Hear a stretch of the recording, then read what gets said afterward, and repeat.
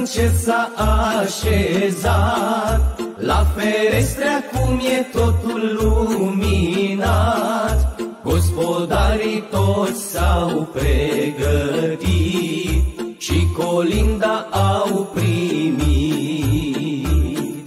Gazdă bună primitoare să trăiești, toate visele acum să-ți împlinești, că-ai primit pe vestitorii lui Iisus, Domnul nostru cel de sus. Colindăm colinda, cântăm cu folos, s-a născut Iisus Hristos. Florile d'albe colindăm colinda, că așa e dat pe pruncuțul de împărat. Colindăm colinda, cântăm cu folos, s-a născut Iisus Hristos.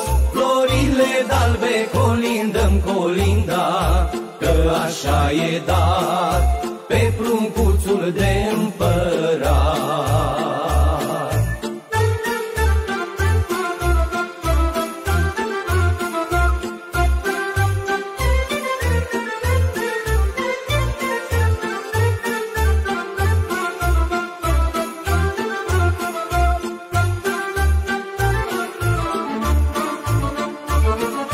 Și la casa tristă a sărmanilor, cu o droaie de copii în jurul lor, ar făcliile de sărbători, așteptând colindători. Gazdă bună primitoare să trăiești, toate visele acum să-ți împlinești, că-ai primit pe vestitorii lui Iisus, Domnul nostru cel de sus. Colindăm colinda, cântăm cu folos, s-a născut Iisus Hristos. Florile d'albe colindăm colinda, că așa e dat pe pruncuțul de împărat. Colindăm colinda, cântăm cu folos, s-a născut Iisus Hristos. Florile d'albe colindăm colinda, că așa e dat pe pruncuțul de împărat.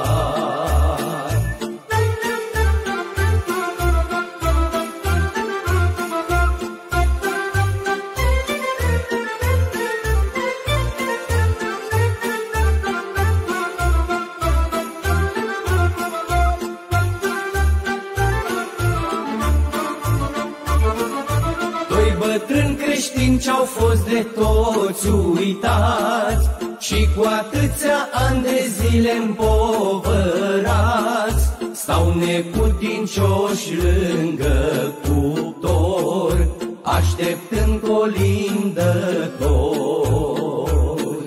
Gazdă bună primitoare să trăiești, toate visele acum să-ți împlinești, că-ai primit pe vestitorii lui Iisus, Domnul nostru cel de sus. Colindăm colinda, cântăm cu folos, s-a născut Iisus Hristos. Florile d'albe colindăm colinda, că așa e dat pe pruncuțul de împărat. Colindăm colinda, cântăm cu folos, s-a născut Iisus Hristos.